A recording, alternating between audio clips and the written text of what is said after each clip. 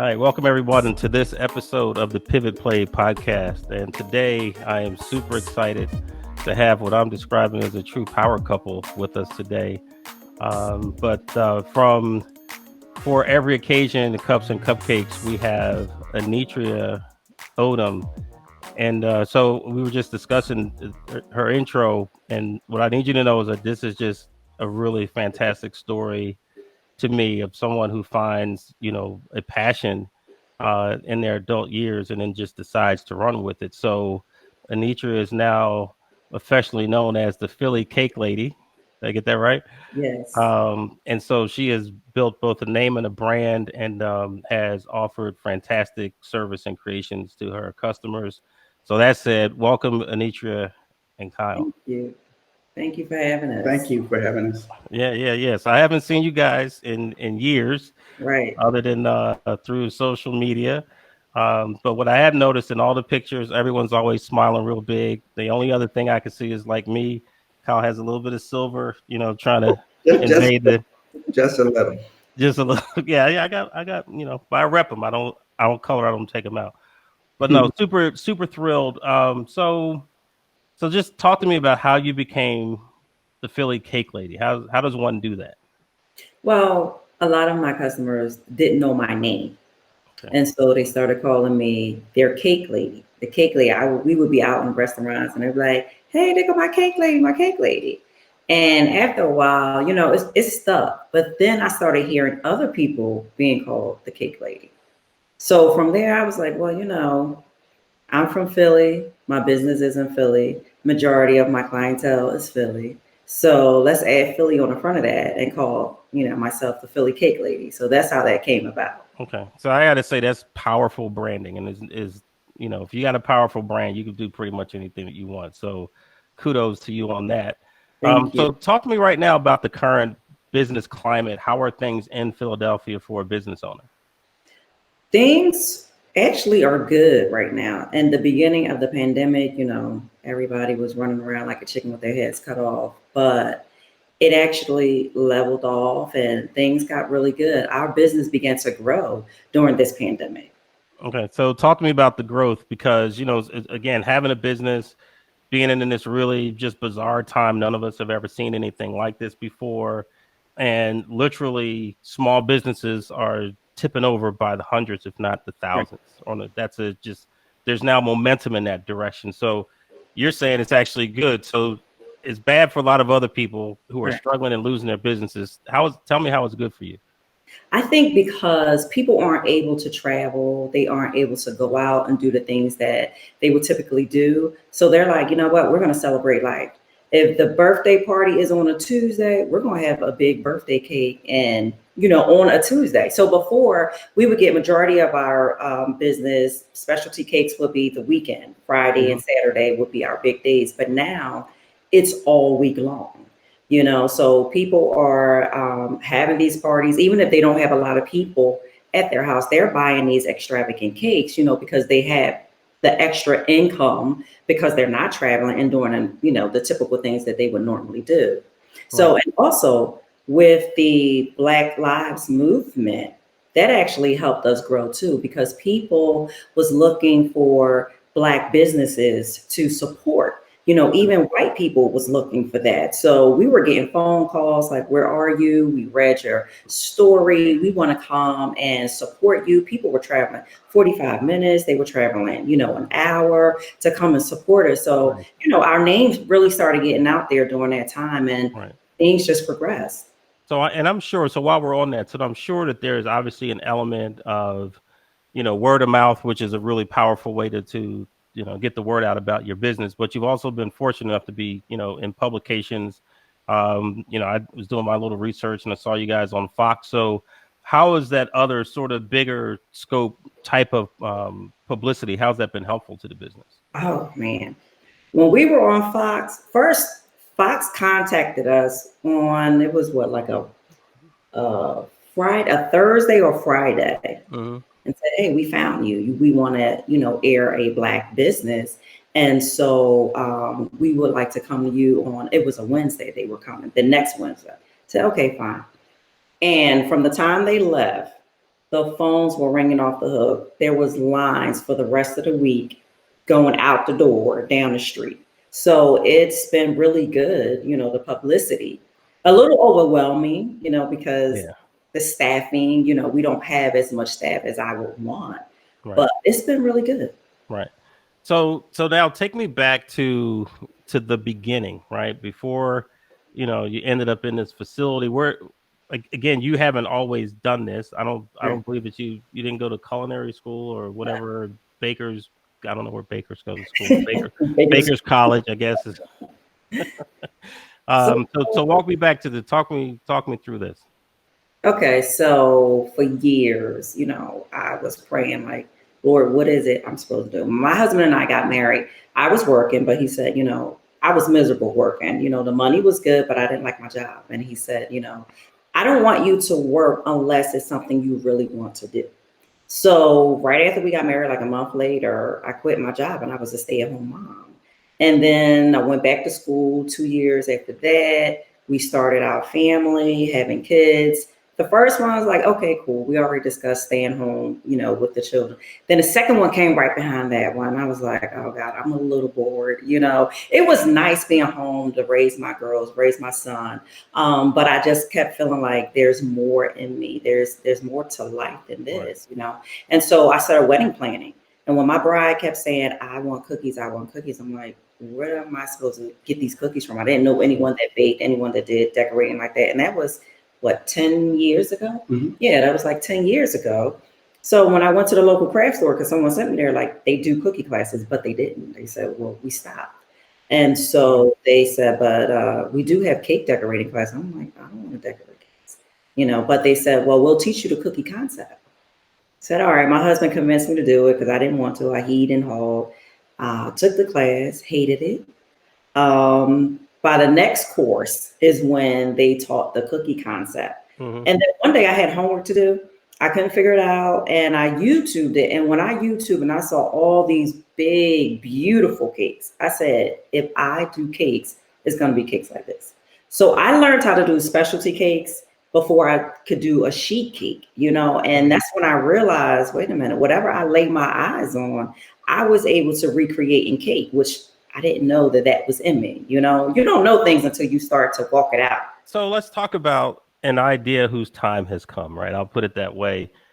Because I can go back to, even a time when I was a child. I mean, it was sheet cakes, it was bundt cakes, they might be, but it was, somebody probably doing this part-time and just, they might misspell your name. I mean, but now it's like this true art form has come out of, sort of the baking industry. And so, it's just sort of, it seems like the timing of this perfect marriage. Clearly there's always a demand for cake, but to add this extra element of creativity, Mhm. I want to, start asking questions about, like, how do you do this stuff? Might be some, because you talked about the cookie concept, and so, there could be trade secrets. I don't want nobody coming putting a bag over my head or anything. So, We don't you know, play. Okay.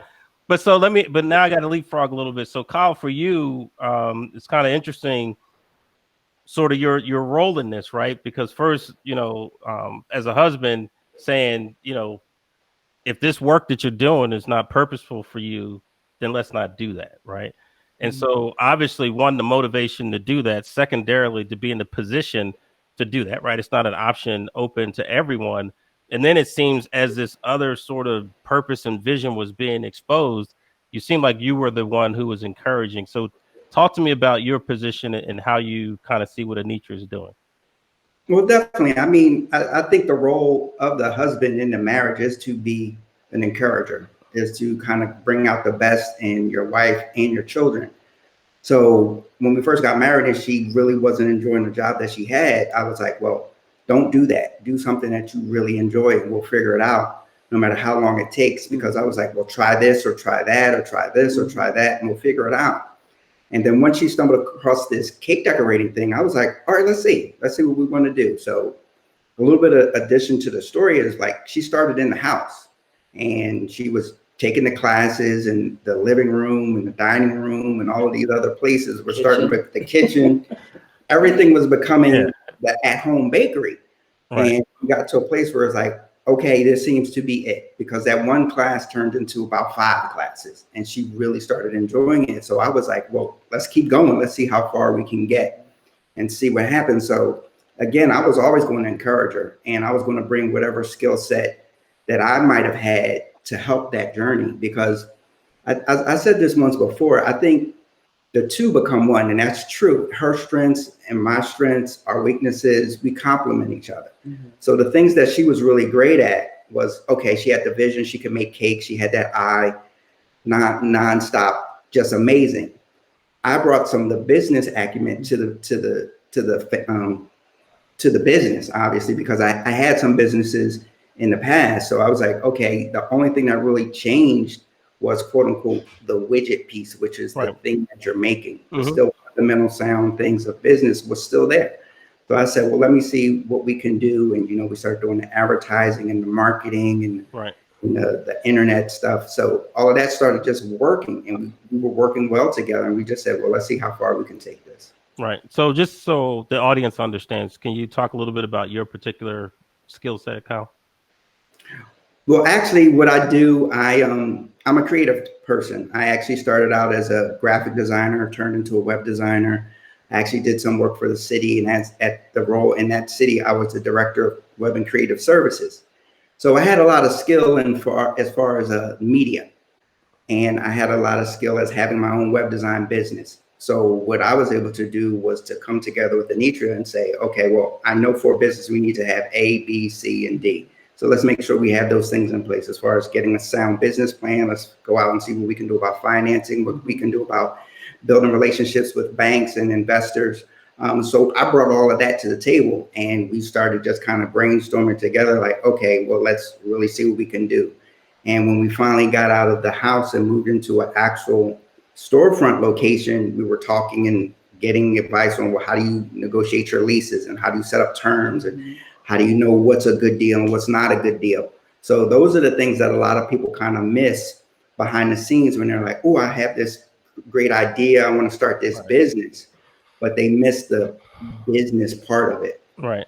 Yeah, and it's one of the things that we talk about on this podcast is that, there's this triangle to business, right? And so at the very top of the triangle is the product or the service. And you being in tech, like there's a lot of products that are not even necessarily best of breed. They're not best in their industry and their vertical. Just someone knows how to market the heck out of it, right? And so there's the product of the service, but then there's how well you manage it, and then how well you market it, right? So if you can't market it, no one's going to know, and if you can't manage it, no one's going to care, right? So, but I think you mentioned something, in terms of kind of what I call the infrastructure that really supports a business, and you mentioned, you said how this, how that, and I think that's for some people where they bail on the idea. Like I said, it's not the creative side, it's not the fun thing, it's not necessarily that expression of their passion, but you still need a stage has to be built on something. So a lot of those hows, it's like you either learn how to do it, or you go out and you get the expertise to make sure that you're not making bad decisions. Like you talk about getting into a lease, that's it. It's contract, right? That's a big deal. And I've been through that as a storefront business owner. So were you able to navigate a lot of those things on your own, or did you reach into the Rolodex and start, reaching out to your contacts and people to help out? Yeah, I'm a big believer of using your network. So I think that we know enough people that we know someone who knows someone who's dealing with the situation we may be dealing with. Right. So when we were going up against a new thing, we were like, okay, well, I don't really know this. She might not know it. Let's reach out to someone who can put us in contact with someone. Right. So before we make major decisions or major steps, we want to get as much information as possible so we can make the best decision. And then we come down and we both look at it and it's like, this makes sense. This makes sense. You in agreement? I'm in agreement. Let's move forward. Right. So that's kind of how we do things. So how do you guys move past things when it's not just shaking of heads and, yep, let's go do that, right?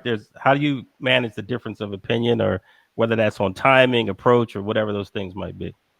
Well, I think we kind of know our roles in the business. So if it's anything creative or product wise, if Anitria's like, well, we need to roll out this new flavor or this new thing, or I want to run this new promotion, or I want to run this new special, That's her space. So I'm like, okay, great, let's do that. If it's anything on the business side, as far as maybe the finances or trying to expand or growing, or are we in a position to add more staff or to expand to a second location or a third location or open up something different, she kind of knows that that's what I handle. And she looks at me and she said, well, can we do that? And I was like, well, where are we trying to get to? Let's look at the numbers. Yes, we can, or we need to wait a little bit before we can make that happen.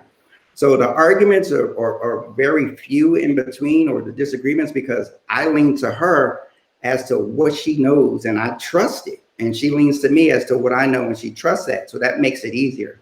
Now, it wasn't always like that, though. If there were some challenges in the beginning, but as we grew, we had to learn how to, number one, respect each other's opinions and respect the space that we were in. This is what I know, this is what you know.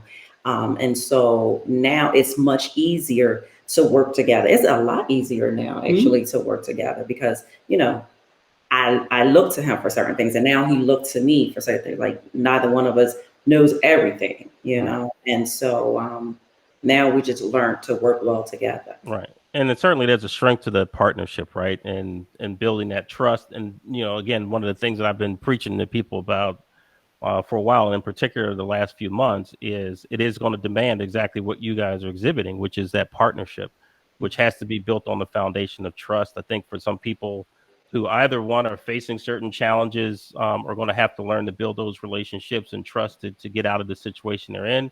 But also people who want to be able to really see and exploit these opportunities, it's going to require the same thing. I think that the idea of people just succeeding solely on their own and self-made this and self-made that is a myth. It doesn't really work like that. There's going to have to be some partnership. So I think, Anitria, just for our audience, when we spoke originally, I saw the last video that you guys put out, and I think one of my comments here, like, that was extremely well done. I see a lot of videos, sort of commercial pieces on in promoting business, but that was just expertly well done. It's like that's a winner for me, and that's what kind of got us talking.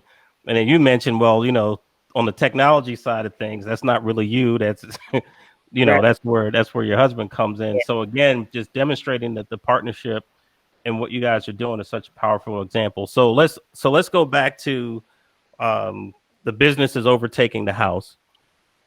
So clearly you got the kitchen, but now you're probably, out in other rooms, and there's probably boxes and Lord knows what. All the way out to the garage. Yeah, it was the kitchen, the dining room, and then once it expanded into the living room, and they had to go upstairs. My family had to go upstairs and eat in the bedroom, put a towel down on the bed, and the kids. I said, this we can't do this. We can't keep doing this. And the squirrels, they started ripping at our screen windows. Oh, because they can smell what you. Yeah, they could smell it. And my neighbor, they were run from the front window to the back window, and I'm, trying to shoo them away. And then my neighbor, she says, every morning, 4 o'clock in the morning, I'm awakened by the smell of cakes. I can't sleep because of the smell. And so, you're not supposed to sell food out of your home, but you have to start somewhere. So I said, okay, we built a following, I took over the house. It's time for me to move out. Right. So now I'm going to stop you right there because I want some people to go back. It actually wasn't my podcast. I was actually on Rashid's podcast last week. And the central question was, is it possible to achieve a high level of secular success and basically follow all the rules? I said no.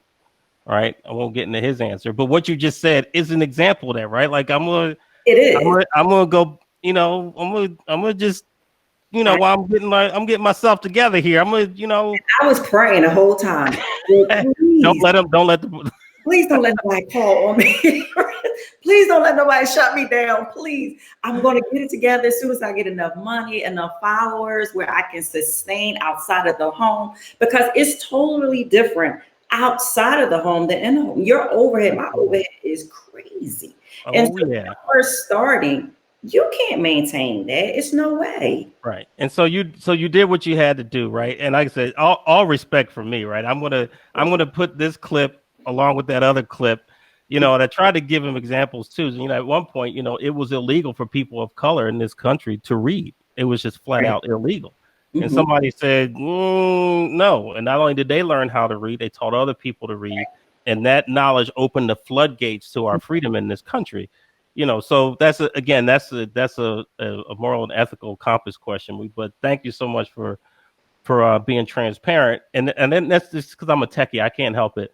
So did you, from the time you started in the house to before you moved out, was it the same oven, same stove, same setup, or did you like, I need a different oven? Did you stick with the same gear you started with? Well, in the end, I decided because I started reading about convection ovens. And I said, well, let me try one. But it was a residential convection oven, which is Sure. totally different from commercial. Mhm. So we got rid of the oven, which was perfectly fine, the conventional, and and I hated it, and couldn't wait to, leave the house and start fresh with a new oven. But that was a whole new learning curve for me. Right. Yeah.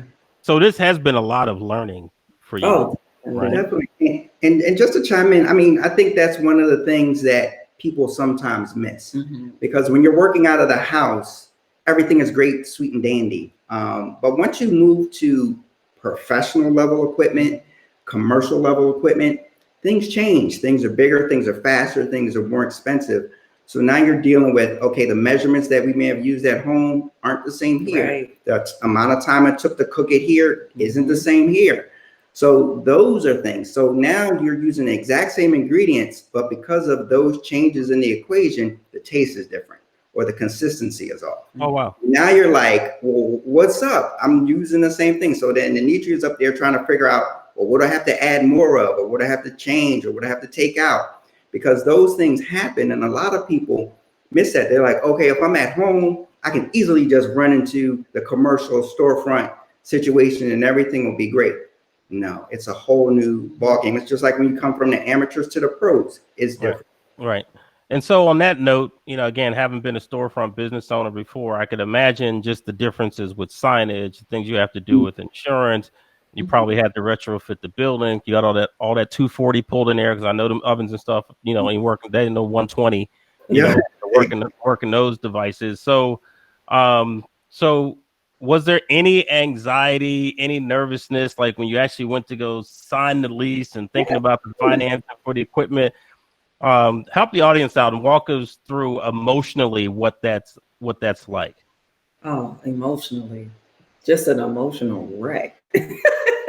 Because you want to make sure you're making the right decisions. You don't know if you're making the right decisions because you've never been down this road before, Right. and a lot of people around you haven't either, and then even going to the banks, they're like, you're a newbie. We don't trust you that much to invest in you, so now you have to prove to them that, listen, I'm worth investing in. You have to invest in yourself. You have to just take those chances. The great thing is my husband was so supportive, not only supportive, just, encouraging me, but financially. Like, you know what? We have to show the bank that we invest in, ourselves. We have to put up this amount, our Right. own money, whatever I have to do to help, build this thing, we're going to do it.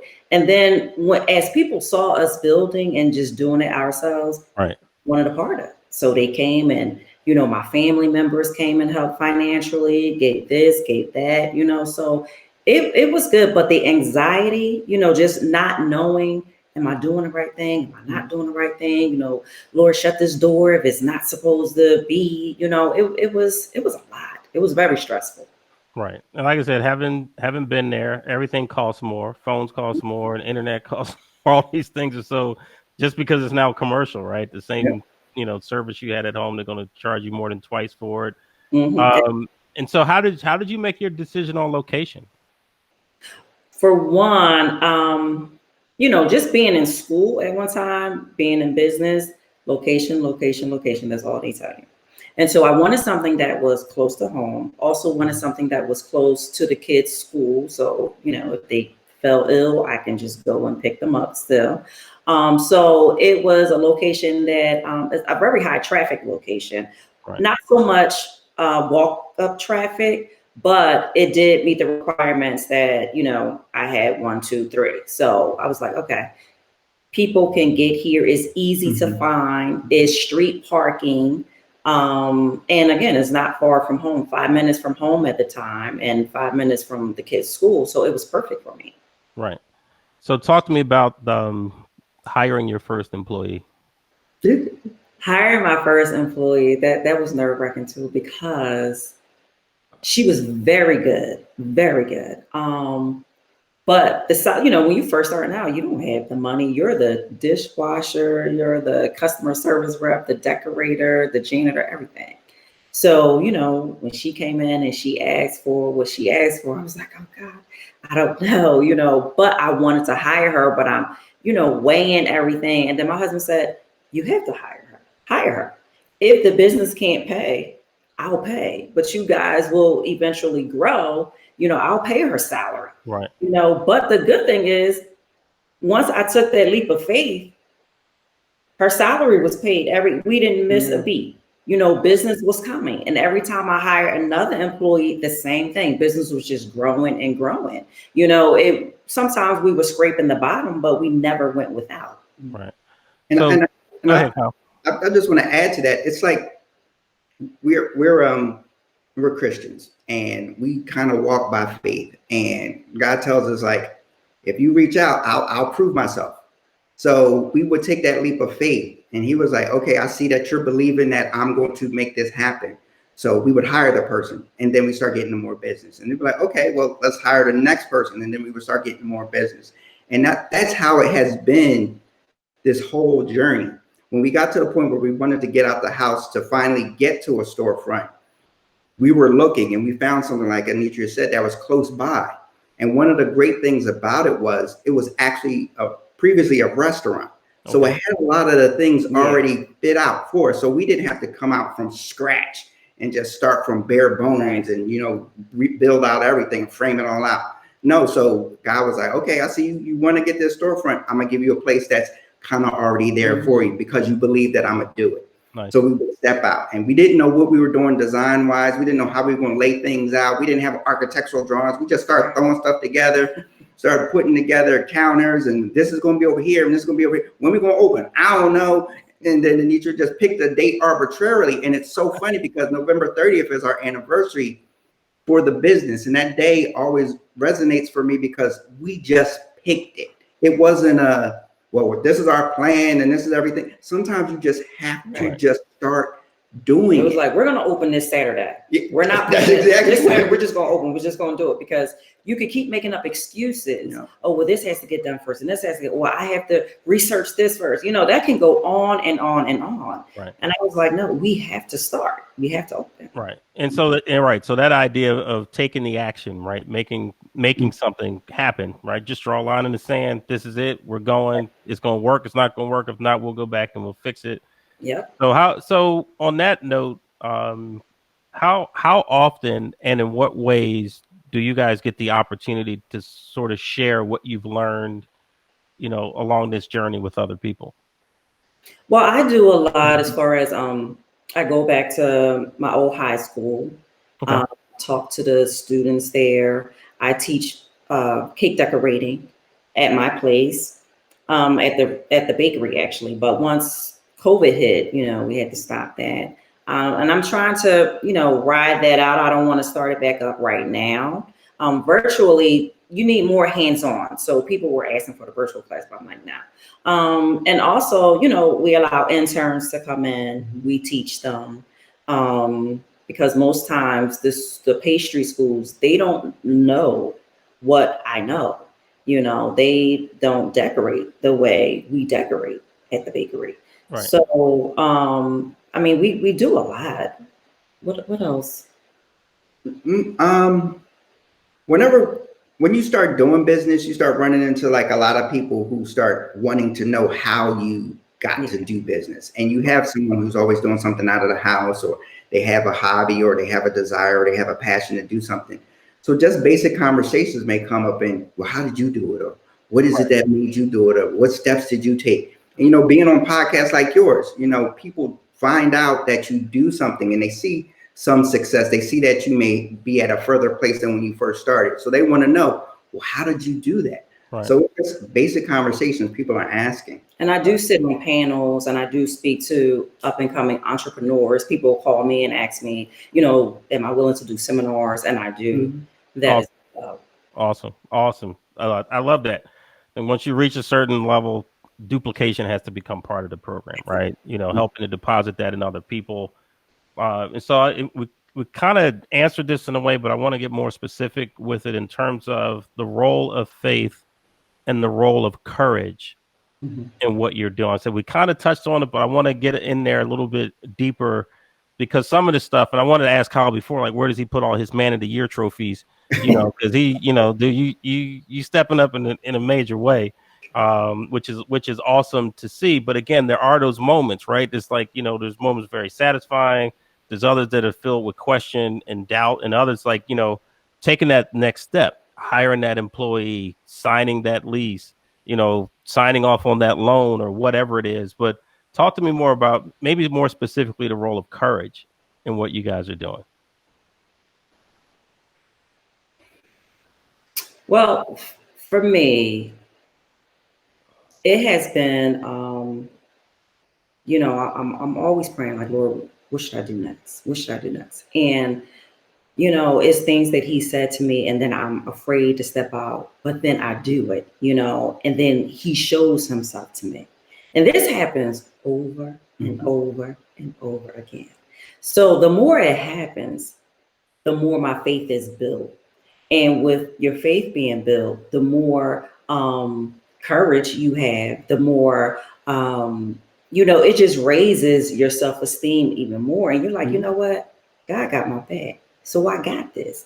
I'm going to do this. So the next time you go to step out, you're not as reluctant as you were, the first 2 times or the third time. Right. It's easier to move forward. Right. Yeah. And to add to that, one of the things that I'm good at is remembering the last time. So we may be in a situation and we're about to do another big thing. And I'm like, well, remember the last time we went from this, or this time last year, we weren't at this dollar amount, but we're here now. So imagine where we could be a year from now. So it's constant. Remember where we were, remember where we were, remember where we were. That kind of helps. Oh yeah, that is what happened. That is what happened. Just like you said, from faith to faith.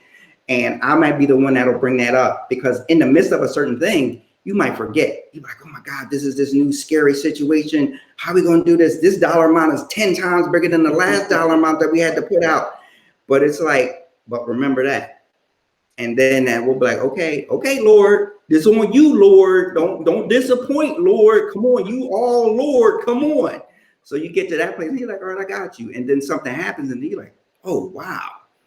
So that's kind of what it is as far as the courage goes. It's just like remembering what he did do, and that'll help you to do something. So, for example, when we first started, we weren't able to just, put people on payroll in the very beginning. And so, you have the taxes, you're a small business and all. And then we did. And the first time I was like, get everybody off of payroll. Oh my God, we can't do this.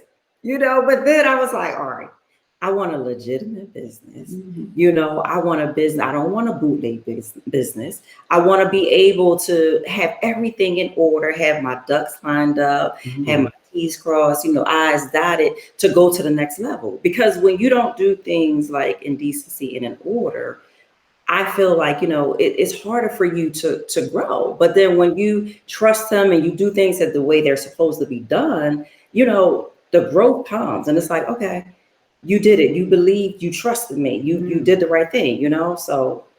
And that also adds to getting real people. Like there's a point where you need to have an accountant. There's a point where you need to have a lawyer. There's a point where you need to have consultants that work with you because you need to legitimize your business because you're trying to do real things and plan and move forward. You're counting those things that you just can't use TurboTax to do anymore. There's certain advantages that are needed that they know, and that's why you put them on your team. And you really want to build yourself a good team. And for me, it's all about trust first. I need to trust you before I can do business with you. So once I build that relationship and I see that trust is there and I see that you know what you're doing. Okay, let's think about adding you to the team. And that's what a lot of people miss, because sometimes it is in the beginning just you, or just you and your partner. And you're like, well, I can just go learn this thing to save money.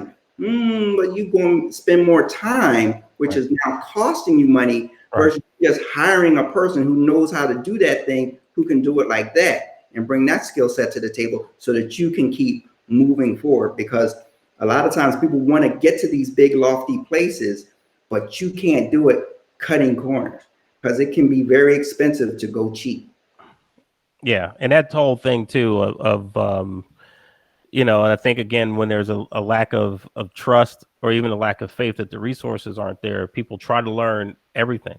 And then before you get to the place where you can really get it done, you're so worn out, Right. you know, trying to do. Now again, sweat equity is what it is. Like you said, you got to be the janitor, you got to be, you know, that, and that's for a period of time. But like, okay, are you the graphic artist? Are you the website designer? Are you also the tax person? And it's like, you're gonna be everything, you know, when all these other skills are out there to allow you to remain focused. So another question is, along this journey, what have you observed as the impact? Like, what are your kids learning from watching all this? They're learning that they can do whatever they want to do. Whatever they choose to work hard at, they can accomplish. They see it firsthand, you Right. know, Yeah. and I have them in the shop sometimes helping out, you know, learning stuff. So yeah, whatever they want to do, they see that it could be done. And, Right. and for me, that's a big deal, because our two younger daughters, they don't have to look to Oprah or Beyonce. Nothing is wrong with them, but they can just look to their mom and see, okay, I remember when mom didn't have a bakery, and now I remember when she does. So they'll see the steps from, we used to be out of the living room, and now we got this store, and now we have a second and third and fourth, for whatever God has for us, multiple stores, and I seen this thing. So for them, they get firsthand experience to see it can be done, because I saw my mom and dad do it. You So know, so that's the big thing for me. so is there so again, you keep kind of touching on this. So there's a vision for more Cake Lady locations. Is that what we're doing? Well, Yes, there is. Yeah, we just have to, you know, get through some things and build our staff again, and then, you know, go from there. I'm about to say commercial real estate is about to get real inexpensive. You know, Fed rates are low. Banks gonna be looking to loan money. I'm just saying, could be, you know, And be that's an the goal, opportunity. to have our own building, you know, that's ours, and not renting from anyone else, you know, to own the bricks. Okay. And so would that be multi-purpose where you run the business, but you can also teach and how? Talk to me about that vision. Yes.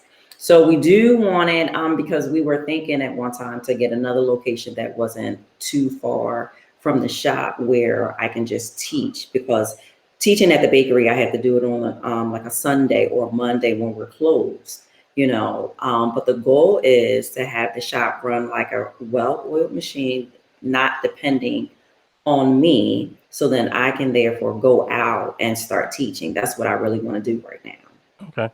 So again, so we talked a little bit earlier about the role of sort of creativity and that expression. So, you know, you know, as a musician, I know how important that is, but I also find that just creative expression just in my work, even in my corporate work, I find ways to be creative.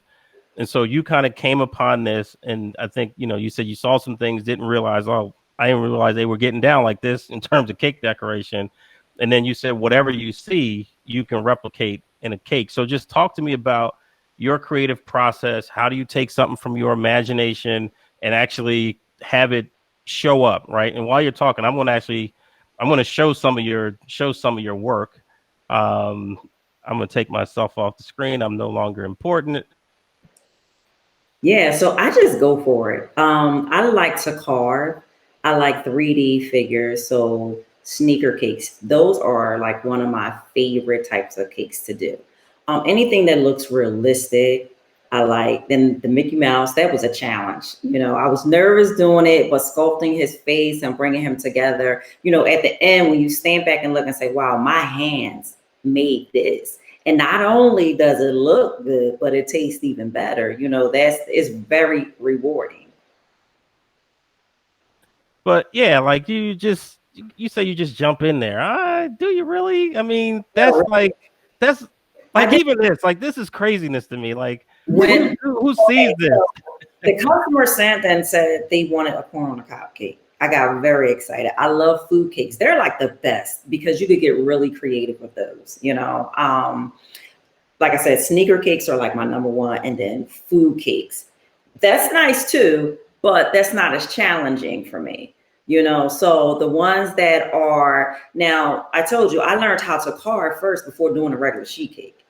So before doing a regular round birthday cake that just says happy birthday, that was the hardest thing for me to do. But if you gave me a 3D figure and said, make this cake into a house that looks like this, I could do it. You know, schools have hired me to make a replica of their school. And that was is so exciting because I'm just naturally creative, you know, and so being a D personality, I'm one of those people that like the creativity just excites me. So I love to do my research on it. Okay, how am I gonna? That was cute too, the tiered cakes, but you know, it was round and you did a fine work. I like that. This one I like too. I'm like, well, no, I like them all, but I'm like, okay, there's something that's going on here. You know, I don't know why. I don't know how you. And it just kind of cracks me up. Like it's like I just I learned how to carve before. Like it's still like I just love how you make it sound so simple. Like maybe I could go upstairs and do it. I know I can't go upstairs What and the carve. difference is, I realized that it was a God-given talent. You know what I mean? Exactly, exactly. So it wasn't something that came hard for me. You know, it was like, wow, this is something that God put in me. And now I'm just realizing it. And now it's starting to come out. So it wasn't like a big, you know, Yeah. some people just naturally have it, then others have to be taught. And I was one of those people that was blessed to have that talent. And I guess, Jerry, the easiest way to explain it is you just said you're a musician. So Mhm. music comes easy for you. You could probably hear something and you can just go back and play it. You come up with songs and create songs out of nowhere. And people are like, well, how do you do that? It's Right. just, and you'll just be like, it's just something I do. Same thing with her creative gift. It's just something she can do. Now, sometimes you will get stuck, Yeah. just like with anything, you know, but you learn it, you move past Yeah. over that hurdle, and you keep going. Yeah, like these are just flat out amazing, right? And again, there's skill. Clearly, you have a skill, but again, this is all creative expression, right? This has got to be very satisfying for you to do this It type of is, work. and it's peaceful. It's like therapy for Yeah. me. It's very therapeutic. Yes, you know, the stressful part comes with running the business, but Right. the designs are fun. So how often this was great too. Thank That's just okay.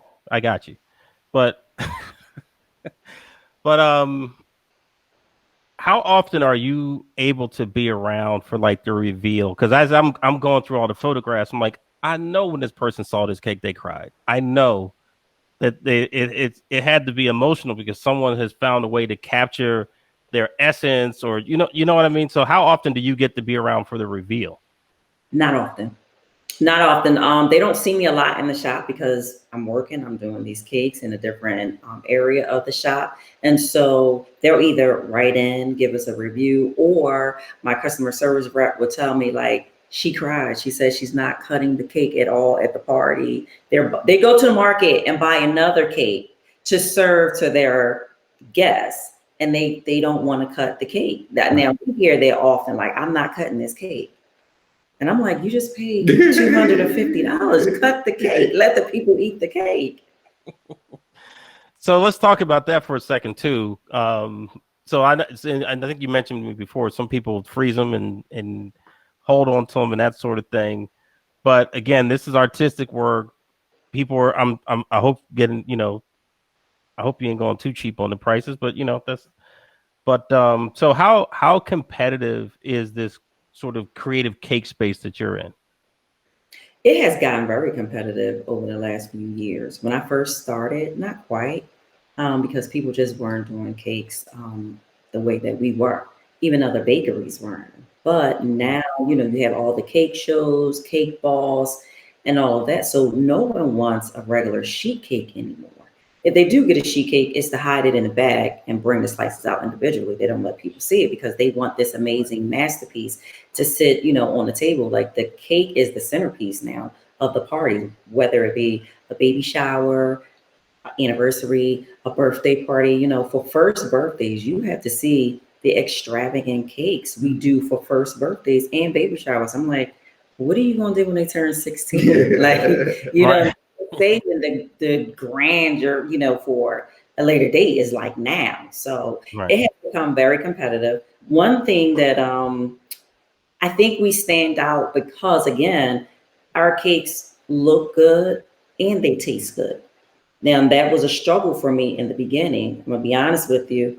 I had the skill set, but the baking part was something I had to learn, to learn recipes. And my husband will tell you, I will have a table full of burnt chocolate cupcakes crying. Like I can't get it right. I just can't get it right. But it was a learning process. And Right. baking is a science. You Right. leave that thing in there 1 minute too long, and it's a wrap. This is dry and everything else. So moving from the house to actual storefront, like my husband said, it was certain recipes I had to take off the menu until we learned. I had to take off the pound cake, had to take off the red velvet until we learned how to use the stoves and learned the correct temperatures for those, commercial equipment. Right. So, and you made me just think about too from one of your interviews. Is the was it the pistachio cake? Is that the Yes, green one that was like yes, is like a big seller? yes. It's the number one seller and it has been for the past 2 years.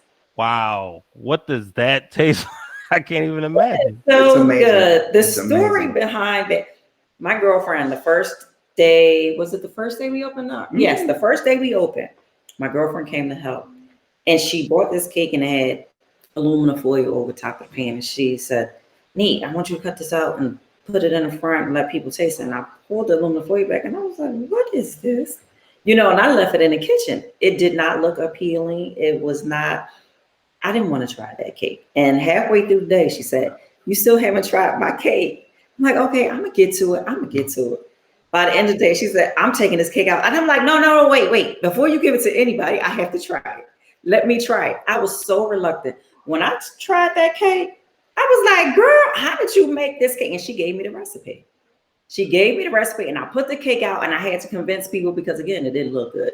And then what I did was I turned it into, we started doing it in the bundt cake version. Hmm. And she was like, oh my God, I love it. And so what I would do is I would just cut it all up and leave it out for samples and make sure our customers tried it. And now everybody, you should see how many pistachio cakes we have to bake for the holidays, for Christmas, for Thanksgiving. Wow. We're just like, people just walking in buying 3, 4 at a time, 5 at a time. Yeah, they're really good. Wow. Okay. So I guess next time I'm in Philly, which could be in the next You want? couple weeks, huh? Oh, well, if you're going to be here, sure. I said we'll ship you one, but if you're coming to Philly, Oh, well, definitely. Well, listen, I would tell you if you did, don't send it USPS because they are asleep on the I job right now. know. Man, good Lord. It's, Amazon can get stuff here, FedEx can, UPS can, on postal service, like, nah, we good. We'll get to you. I got a package now. I can't even think about where it is. But yeah, we'll figure that out. You can, okay. because and then I also saw one of my favorites. Actually, I made these last Christmas, the small kind of pineapple upside down cakes. Yes. Oh God, so good. Yeah, we have to figure this out when this is when this is over with. I'm trying to keep my COVID situation in check, but not let it. And how do you guys not like gain 50 pounds eating this stuff? Well, I no longer bring it home. I don't bring it home anymore, because we were tearing it up, but I'm like, no, in moderation, everything in Yeah. moderation. Right, So, when right, the kids come to the shop, they could get a cupcake or something, and that's it.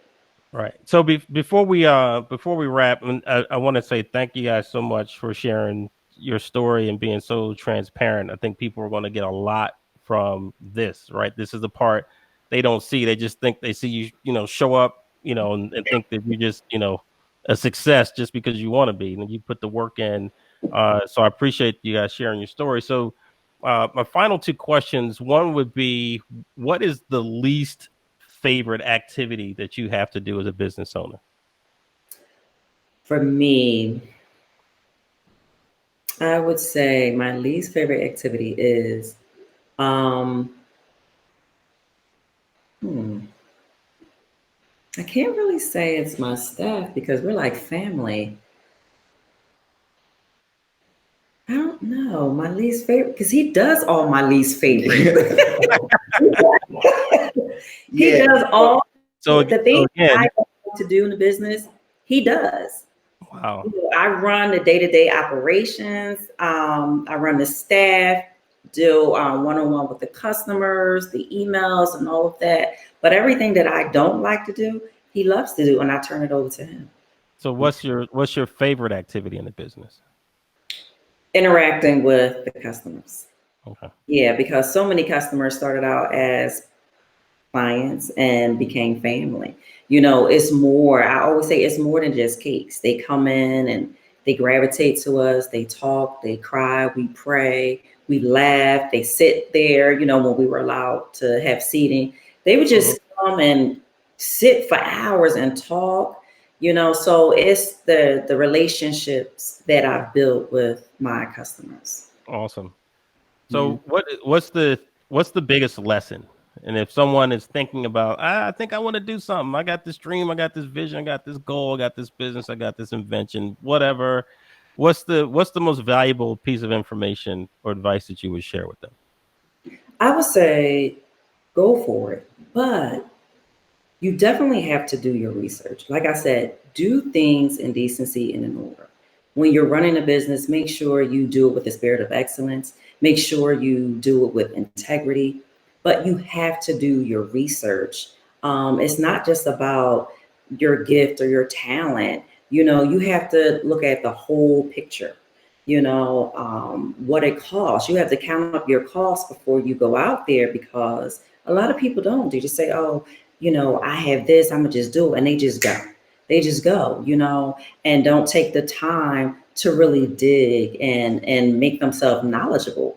Get that knowledge under your belt before you just run with it. Right. Yeah, and to add to that, make sure you have enough reserves before you step out and do that. Because we've had so many people saying, "Oh, I'm gonna just go quit my job," Right. because they may have had a really good 2-3 months, not recognizing that 2-3 months might have been November and December when a lot of people are coming to you buying Christmas gifts, or the holiday season is a big thing. What do your numbers look like during the summer months? What do your numbers look like during the fall or during the winter? You need to know that, because you don't want to just go cutting off your main source of income because you had a couple of good months and you think it's always going to be like that. So that's our big thing, is like really sit down, do a year's worth of calculations, and like, am I going to have enough to cover everything for a year before I'm at, all right, I'm ready to just go tell my boss I'm out. So we've had that, and we've actually done a couple of situations like this where we were in front of a group of people, and a lady said at the end, "I'm so glad you said that, because I was ready to get my 2 weeks." So we were like, okay, we're glad we were able to tell you that, because people just think, I had a good couple months, I can do it. Right. And I think too, people not understanding that, there's a reason why, most businesses fail within the first 5 years, and it's undercapitalization, right? They don't have the money that it takes to either keep their supplies coming in, to be able to pay their employees, to be able to promote the business, and all those other things that go into it. So, again, thankfully you guys have the wisdom to be able to make those, very well, I would say, are very well articulated, but were very well thought out types of decisions that help to keep you afloat. So that said, Anitria, how do people find you? They can go to our website for everyoccasioncakes.com. They can social media on Instagram, it's Philly Cake Lady. On Facebook, it's the name of our business, which is For Every Occasion, because we are still rebranding. So we haven't changed the name yet. So yeah, if they just Google either name, they'll find us. Right. And so, do you really ship cakes, or you just gonna send one to me? No, we actually starting to ship bundt cakes and cookies. We Okay. can do, but not the specialty cakes or the banana pudding cakes or cheesecakes. But yes, I Yeah, will. I wouldn't imagine that the specialty cakes travel well. They probably require supervision and assembly and all kinds of Mhm. stuff when you get there. But again, thank you guys so much for taking this time. Again, I just believe that a lot of what you shared is going to be helpful to the Pivot Play audience. You know, this is all about helping people shift, get into a new lane, being able to really discover and then execute on opportunity. It's my passion to help people do that. So thank you guys for enjoying my passion tonight and sharing your story. Well, it All was right. my pleasure, and thank you for having us. Thank you. Yeah, absolutely.